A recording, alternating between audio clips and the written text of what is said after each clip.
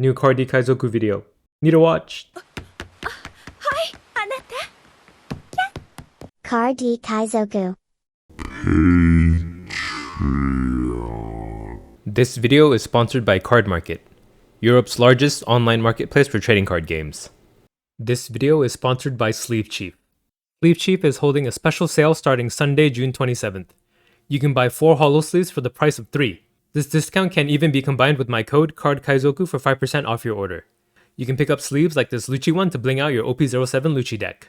So, a new ban list announcement was announced to be made on August 12th. Yes, this is an announcement of an announcement. We don't know the details of what they're going to announce, so let's just spend this video speculating on what the bans might be. And I want to preface this video and all my ban list related videos by saying that I personally don't want any cards to be banned, but Bandai announced that a ban list is coming. Whether we like it or not, this is just a video discussing what it could be. But yeah, I feel like half of the people who comment don't even watch the video anyway and just read the title and then leave their comment. So maybe this is falling on deaf ears, but yeah, thought I might as well say it anyway. So August 12th, is that of any significance? That date? It is a little over a month from now. So that does mean that the next 4 or 5 weeks will be Red Purple Law heavy. Which yeah, I guess we should discuss it. Why we think this ban list is coming. Mainly due to the fact that Red Purple Law has been very dominant in his play rate and top rate in pretty much every major tournament so far in Asia. It's either been a Red Purple Law mirror or Red Purple Law versus Lucci in the finals. Top 16s are mostly Red Purple Law. It's gotten to the point where, yeah, a lot of people are complaining. It's, I think right now, much more representative, overly representative in the meta than Sakazuki ever was. And Sakazuki did get banned in the end as a leader, so we could see that happening here, but we'll discuss in further detail in a bit. So the new starter decks are going to release in like 2 weeks. Also, Premium Booster number 1, that's going to release before the ban list announcement. So these reprinted cards in that new leader Sanji aren't going to be affected by this potential ban list. And then OP09 comes out at the end of August on the 31st, so the announcement of the ban list is going to be on the 12th. It could be an announcement that the ban list takes into effect on August 31st when OP09 starts. That could be it. It could go into effect like the very next day or something, like on August 13th. We don't know. But what people are worried about is that they'll have to play the entirety of OP08 with Red Purple Law, which is a valid concern because this is what, about like 2 months of one deck being very dominant in the meta, unless somebody can figure out some tech by then. So people would want to hope that the ban list will take into effect before OP09 starts. That's also one other gripe I have. I don't know if I'll go into that tangent. I'll cut it out if it's too long, but yeah, one thing I don't like about the game is that we see Red Purple Law dominant in OP08 enough to the point where they have to make a ban list announcement. They put in their bans, it goes into effect, it fixes the meta, right? We know all that information ahead of time, yet in the English meta, we just follow the same schedule and ban it at the same time that they get the bans in Japan and not like learn anything ahead of time from their meta to fix ours, you know? It just sort of feels like there's this attitude of, oh, if they had to suffer, we have to suffer through the same meta and then get the same fixes. It just makes no sense to me. Why bother having the Japanese releases be earlier, like 3 months earlier, and take all the learnings from their meta and then just like do nothing with it with the English meta? Just copy exactly what happened in Japan. That was always something that I never really understood about the game. There's really no benefit to having the release schedules out of sync, right? It's only a downside for us. We just get things late. We get things all figured out. We don't do anything with any of the stuff that we learned ahead of time. But yeah, enough about that. Let's move on to what cards we think will get hit. So the leader himself, Red Purple Law, I don't think he will get hit. Nobody likes it when leaders get hit. The only leaders that have been banned so far are, which is Blue Black Sakazuki. Whitebeard, OP02 Whitebeard was banned for like a week? So yeah, even he was unbanned at some point. I think it's really a bad look when they ban leaders, because leaders like pretty much define your deck's playstyle. So just outright denying someone of expressing the way they like to play that way just leaves a sour taste in my mouth. And to be honest, his leader ability, while it is strong, I don't think it's what breaks him. Right, he's had the same leader abilities since OP04.5. That's when starter deck 10 released. So 4.5, 5, 06, EB01, 07, that's like 5 sets that he wasn't a problem in until now, 08. So that would lead me to believe that it's not the leader, it's the cards, right? But I guess there's also the argument that he limits the design space for 4 costs in red and purple. They can't print anything that's too crazy without having it be especially crazy for red purple law. So I understand that as well. But that's where like people want cards to be leader locked. That's where that can come in. That's something that they've done in the past too. I don't know why they suddenly decided to stop doing that.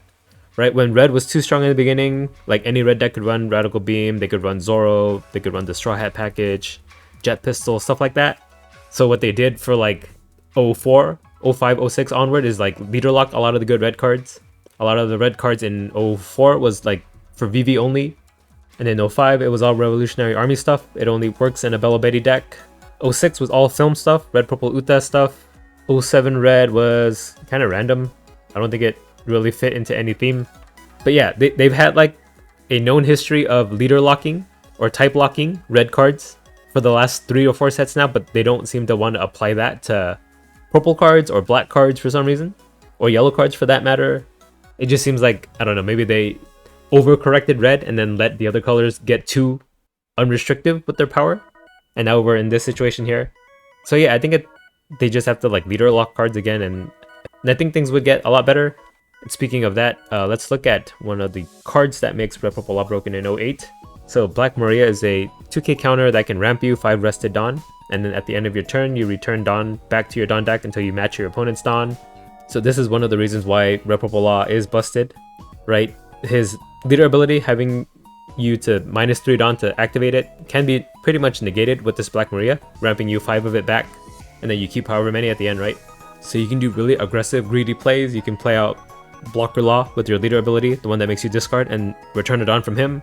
If you have Black Maria out, you recover all that Dawn, or you could play her out first and use that 5 rested Dawn to cheat out that Blocker Law, and then use the rested Dawn from Black Maria also to pay for that -1 Dawn cost to make your opponent discard.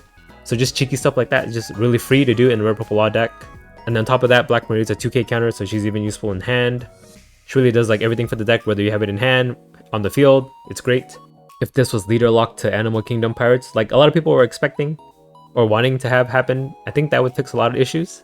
It allows the purple Animal Kingdom Pirates decks to still run it, and it makes it so that Law only uses her as a 2k counter, in which case he won't because there's better options. But yeah, they have not errated a card like that yet, right? They've only banned a card, so that would mean having to ban Black Maria, and which is a little bit of a shame because like purple Kaido can use her pretty well. Some of the other purple decks can use her pretty well too. But if it means equalizing the power in red purple law, I think it's well worth it. So I think Black Maria has a pretty high chance of being banned, actually. Next up is Pudding, another 08 addition to the red purple law deck. So what Pudding does is like 5 cost kid. If you return Dawn to your Dawn deck, you get 1 Dawn back, but it's rested instead of active. And then the thing about Pudding that makes her so good is that she's only 3 cost. So you can play Pudding on your 4 Dawn turn, combine it with a Gordon or Raise Max, bottom deck something, get a Dawn back, cheat out Shachi Penguin, get 2 more Dawn back. So you're back at your 4 Dawn that you started with. This is usually something that you have to wait till your like 6th Dawn turn to play Kid and a Raise Max or Gordon, but you being able to do that 1 turn earlier is really insane for tempo in red purple law. And then Pudding herself takes 1 Dawn to become a 5k attacker, and she has counter too. She just does a little bit too much of everything for red purple law. Is it to the point where this card makes the deck broken though? It just makes it a little more aggro early, a little more greedy, right?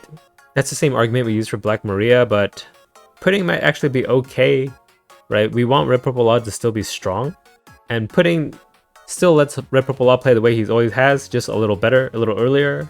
So because of that, like I don't think red purple law being able to do that on 4 Dawn is the reason why he's so strong. I think it's mostly just the Black Maria giving him 5 Dawn to use. So I don't think Pudding will be hit. But also Pudding is not really used in any other deck besides red purple law at the moment. It's not used in the purple yellow Pudding deck. It's not used in purple Luffy or anything like that. So if it were to be banned, it would only affect 1 deck. But because it's only run in 1 deck, I guess you could argue it's not super broken. So yeah, my final verdict on Pudding is that probably not going to touch her. And then Raise Max. Some people were suspecting maybe Raise Max might get banned. Either Raise Max or Gordon, either one of the two, so that they don't have 8 copies of this effect. I personally don't think they'll do that. I don't think 8 copies has been an issue, right? People are starting to even run 6 copies. So because of that, I don't think this is like the essential card in the deck that needs to be banned to bring the power level down. And even if Raise Max were banned, we do have alternatives like Fire Fist. For 1 Dawn more, hits 1k more, and also pops a 0 power character too.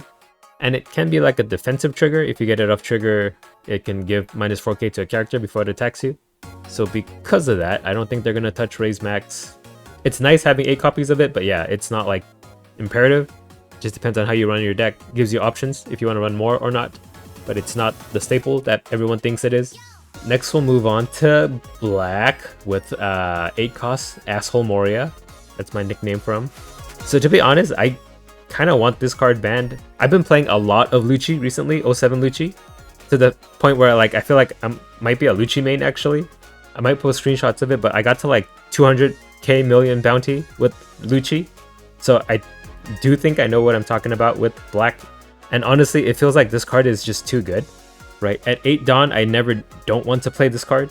And the fact that every black deck in the meta right now runs this card should be signs that there might be an issue with this, right? Every top meta black deck boils down to like different ways to play 8 cost Gecko Moria. In Lucci, you're playing Rebecca into Spandian into Lucci to kill something. In Gecko Moria, you're playing it into like Absalom Helmeppo to KO something. In Perona, you're playing it with like Tsudu into Ryuma. And then in Black Yellow Luffy, you're playing the 2 cost brothers to cheat out the 5 costs from your life. So yeah, because of that, like, I don't know, it just doesn't feel like every black deck has its own identity. It's just, how do I use 8 cost Gecko Moria a little bit differently from the other black decks? And I don't like that. Even when red was the top color, I don't think Whitebeard and Red Green Law and Red Zoro even ran the same cards like that. But yeah, it just seems like all the black decks just get to play 8 cost Gecko Moria and then win the game after that. So I also think he should have been leader locked or something. His effect is way too good as a generic effect, bringing back 2 bodies and also being a 9k attacker himself. Maybe if he was like a 6k attacker or something, that would be okay, right? 8 Dawn for 3 characters and then a 6k attacker, that seems a lot more fair. But yeah, since they can't errata cards, they might just have to ban Gecko Moria. And again, I just want to preface that by saying that I played a lot of Lucci. I'm not a black hater. I've been playing black the most in 07 actually. And even me as a black player now, I don't think this card is fair. But the issue is if they ban this card, what happens to all the black decks, right? Lucci might be okay. He can use Sabo, there's Stussy, what else? No, I guess that's pretty much it. Just run more Sabos. So yeah, Sabo is still an out for high end. It kills 2 things. I still think that's great. Yeah, the thing with Gecko Moria is he brings a lot of offensive and defensive power at the same time. I think that's the issue. And then yeah, Gecko Moria leader would lose out on pretty big tempo swing too. Perona will just have to figure out a completely different top end to run in general. Maybe it'll be more green focused, and then Black Yellow Luffy might not even be able to function. Because a lot of the power in Black Yellow Luffy is to recur your leader ability like 2 to 3 times more than you normally would if you naturally drew your cards. And that's enough to like keep him alive long enough to grind out your opponent, right? You're a 9k body every turn, countering really easy attacks against you, and then taking cards out of your opponent's life or their hand. So that would gut Black Yellow Luffy. Would they have an alternative? Probably not. So I don't know, it's like a delicate balance. He will leave like a pretty big vacuum in the space. They'll just need to print something that could replace him. For each deck, I want each deck to play really differently from each other and not rely on the same 8 drop. But yeah, that's just my fantasy in game design. And it's not something they're going to be able to fix in one set, I don't think. But who knows, I don't know, Blackbeard might save the meta and the Blackbeard cards in 09. But yeah, that's yet to be seen. Nothing in the short future will fill the void of Gecko Moria at least. So do I want Gecko Moria banned at the expense of every black deck except Lucci disappearing? Maybe, that might be okay. It would give opportunity for like Enel and Bonnie and Boa to shine. Up next is OP04 Sabo. Should we ban Sabo? He is a very, very strong tech card. To be honest, again, as I mentioned before, I played a lot of Lucci in 07. I felt like all my mirrors into any other black deck were won based on how many Sabos I was able to play after I ran out of Gecko Morias to play, right? I just play Gecko Moria, bring back Rebecca, stall, and then once I get to a good point where I have a full board, I play Sabo. My board can't be KO'd back, and then I go for game, just swinging at life. Is that something ban-worthy though? Because Sabo is also a reason why Black Yellow Luffy is strong. You can't really touch his board because he recurs Sabo like every turn. But yeah, he pretty much like shuts down an entire mechanic in the game, being able to KO something, which they seem to be okay with that new Blackbeard leader being able to shut down on plays entirely. So it does line up with like their design philosophy at least. And there's a cost too, you're playing a 5 cost blocker. But the cycling part makes it really good in a Lucci deck and a Gecko Moria deck. Now, but at the end of the day, it's still a tech card. People aren't running 4 copies of Sabo, it's usually 2 or 3, so because of that, I don't think it's ban worthy, but this card really does determine all your Lucci mirrors, and Lucci into any other black deck. There's the Lucci tip, I guess. But yeah, don't touch Sabo. Now, Rebecca, OP05 Rebecca. So yeah, she's a blocker that can bring back a black 3 to 7 cost card from your trash to your hand, and then you can play a 3 cost for free. Rested. But that means you do get to take advantage of that 3 costs on play effect.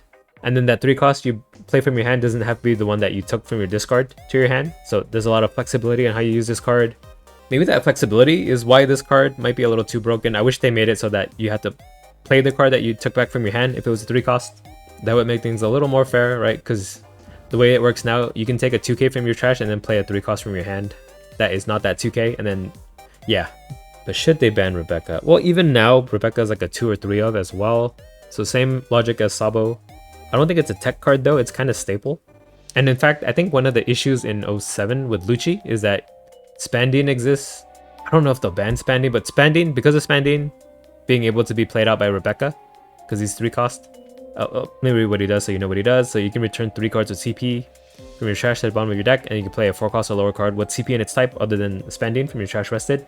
So yeah, this brings back this guy, 4 cost Lucci from OP05, who, after you play him, if you return 3 cards from your trash to the bottom of your deck, you can KO a 1 and a 2 cost character on board. 07 Lucci is the only deck that can play both Rebecca and this Lucci out on the same turn via the Spandine. Every other deck can either pick Rebecca and take back a 2k or something, or play Lucci to KO something. OP07 Lucci gets the best of both worlds, offense and defense, and that's made especially right. So if we cut out Rebecca completely, everyone either brings back Lucci or like 4 cost Borsalino if they want defense instead of KO. So when I think about it that way, I don't know, this is kind of like a targeted Lucci ban. Is this why Lucci is a problem? Kinda, right? Because not only can you take a hit with Rebecca, you have like a 6k attacker that can swing the turn after to go for game. Then you'll play your Sabo so that your Rebecca can't be KO'd, right? You can only make her block, so she gets the value out of being a blocker too. And then since she goes to the discard, if you play another Gecko Moria, you can play her back out again. So that is very annoying. That's a very annoying game loop. Yeah, this might be controversial, but I wouldn't mind Rebecca being banned. Coming from a black player too, by the way. I want to decide whether I want to KO something or play a blocker to defend myself who can't be removed. I feel like being able to do both, get the best of both worlds, is a little unfair. Next up is the stage card Annie's Lobby 2 cost from OP03. So what it does is activate main. If you rest a stage card and your leader has CP in its type, you can give a character -2 costs. This is 2 costs you have access to every turn in a Lucci deck. That is very strong. A lot of your strategies revolve around having your stage card. If you don't find your stage card, your turns are a lot weaker than they are with it. But is it ban worthy though? So right off the bat, this card is not searchable by any card in your deck. It's not a CP card itself, it's a world government card, so it's balanced by that fact a little bit. Moby Dick was able to be in the meta while they didn't have a searcher until Izo showed up, right? So if they ever do release a world government searcher, and I hope there isn't one already that I'm forgetting, this card might be okay, balanced by the fact that you have to like top deck it or get it from life as a trigger or something. And to be honest, even with this stage card, sometimes it's hard for me to handle Enel's bodies anyway. But yeah, it does trivialize like mid-range character cards like 5 cost, 6 cost. Those are easier to kill with this stage card.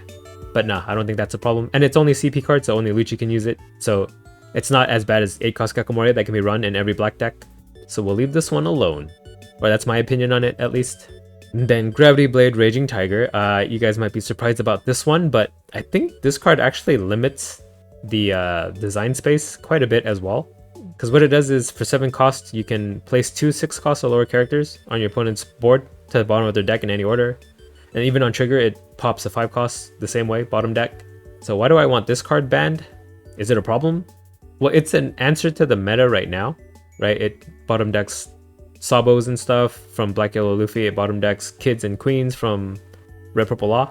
It bottom decks Lucci's and Kaku's from 07 Lucci. So it's a good tech card to help blue stay alive at least from all the other colors that can cheat out multiple bodies a turn. Yeah, when I think about it that way, this card probably should exist, but the reason I want it banned is because it makes it impossible to play Purple Luffy, and Purple Luffy is one of my favorite decks. So that one, I will admit, is personal bias, so I won't go down that train of thought any further. Should I even include this in the video? Well, I already spoke a lot about it, so I guess I'll include it. So if you listen to that, thank you. And last but not least, the card that I want them to ban the most is 10 cost Big Mom. Okay, bye. Just kidding. I only hate on 10 cost Big Mom because it makes people mad. Same with Blue Purple Crocodile. If you haven't figured it out already, I guess I'm just a shit stirrer. But yeah, again, I would have liked it not to have any cards banned at all, but since Bandai is going to ban anyway, this video was just discussing what they could possibly hit, what cards I think are strong in the meta, what cards I think might be a little healthy if they were not in the meta anymore. But yet, that was just my opinion. What Bandai actually announces could be completely different. Even with the 07 ban, I was not expecting Reject to get hit. I was not expecting Great Eruption to get hit. So yeah, it just goes to show you, can be a little unpredictable. So we'll have to see what they announce on the 12th. Let me know what you guys think.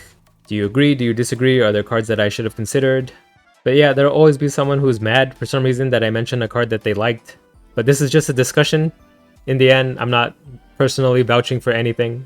So don't take it too personal. And yeah, that's the video. If you're not already subscribed, I would appreciate it if you do subscribe. Don't miss my videos. I post gameplay, I post deck breakdowns, I post pack openings, just a variety of One Piece card game stuff. So yeah, check me out if this is my first video that you're watching. Okay, bye, for reals. Card D Kaizoku.